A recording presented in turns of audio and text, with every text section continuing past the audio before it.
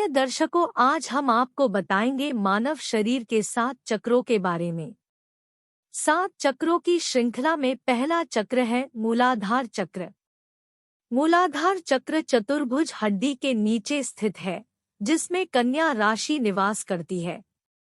इसका मुख्य पहलू निर्दोषता है, जो वह गुण है जो हमें पूर्वाग्रहों और संवाद की सीमाओं के बिना शुद्ध आनंद का अनुभव करने में मदद करता है। अबोधिता हमें सम्मान, संतुलन और सही होने की एक मजबूत भावना प्रदान करती है। एक ऐसा ज्ञान जो हमेशा बच्चों में मौजूद होता है, लेकिन जो हम थोड़ा थोड़ा कर कम होता है, जो साधारण आधुनिक जीवन की बारीकियों में डूबे रहने से होता है। यह गुण हमारे भीतर मौजूद है, और यह केवल कन्या राशि के जागरण के लिए अपनी सभी सुंदरता और शुद्धता में प्रकट होने की प्रतीक्षा कर रहे हैं। दूसरा चक्र है स्वाधिष्ठान। स्वाधिष्ठान चक्र रचनात्मकता, ज्ञान और शुद्ध ध्यान का है।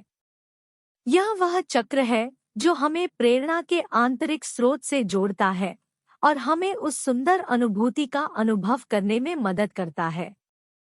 यह चक्र हमें जो शुद्ध ज्ञान देता है, वह मानसिक नहीं है, बल्कि वास्तविकता का प्रत्यक्ष और पूर्ण बोध है। इस केंद्र में एकाग्रता और चित्त स्थिर कर देने की हमारी क्षमता है। भौतिक तल पर यह यकृत के निचले हिस्से, गुर्दे और पेट के निचले हिस्से की देखभाल करता है। तीसरा चक्र है नाभि। नाभि चक्र वह है जो हमें उदारता और संतुष्टि और खुशी की पूर्णता का गुण प्रदान करता है। जब कुंडलिनी इस चक्र को प्रकाशित करती है, तो यह हमारे जीवन के विभिन्न पहलुओं में संतुलन प्रदान करती है और हमें नैतिकता की आंतरिक भावना प्रदान करती है। चौथा चक्र है अनाहत। अनाहत चक्र, हृदय चक्र, वह स्थान है जहां आत्मा का वास होता है। यह सत्य है।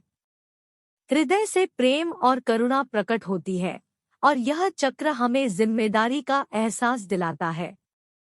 अपने केंद्रीय भाग में उरोस्थि की ऊंचाई पर यह पूर्ण सुरक्षा और आत्मविश्वास के रूप में प्रकट होता है। जब कुंडलिनी हृदय चक्र से गुजरती है, तो हमारे सभी भय समाप्त हो जाते हैं।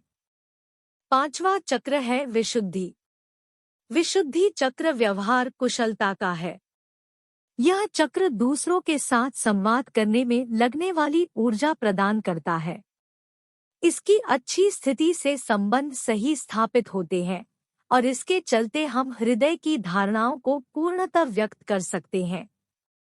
यह चक्र अपराध की भावनाओं के साथ बाधित होता है, और जब हम अपने अहंकार के साथ दूसरों को दोष देते हैं, अर्थात जब हम अपने या किसी और की गरिमा की हानि करते हैं, तब यह चक्र बाधित होता है। छठा चक्र है आज्ञा। आज्ञा चक्र क्षमा और करुणा के लिए जिम्मेदार है और बिना प्रयासों के मानसिक चेतना को आध्यात्मिक चेतना में स्थानांतरित करने में मदद करता है।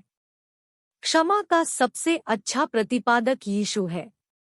उनके अंतिम शब्द, उन्हें क्षमा करें क्योंकि वे नहीं जानते कि वे क्या कर रहे हैं, माफी का सबसे अच्छा उदाहरण है।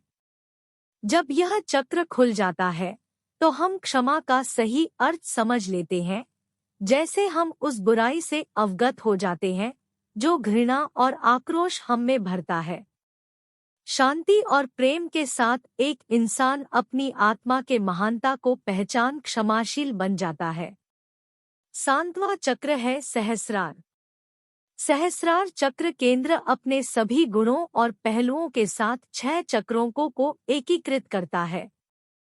यह मानव चेतना के विकास में अंतिम चरण है। समग्र रूप से मानवता को इस चक्र को जगाने की विधि अब तक अज्ञात थी। सहस्रार चक्र हमें वास्तविकता का प्रत्यक्ष बोध कराता है, जिसे साकार योग द्वारा दिए गए कुंडलिनी के सहज जागरण के माध्यम से प्राप्त किया जाता है। अगर वीडियो पसंद आया हो तो कृपया लाइक, शेयर और हमारे चैनल नीति ज्ञान को सब्सक्राइब करें।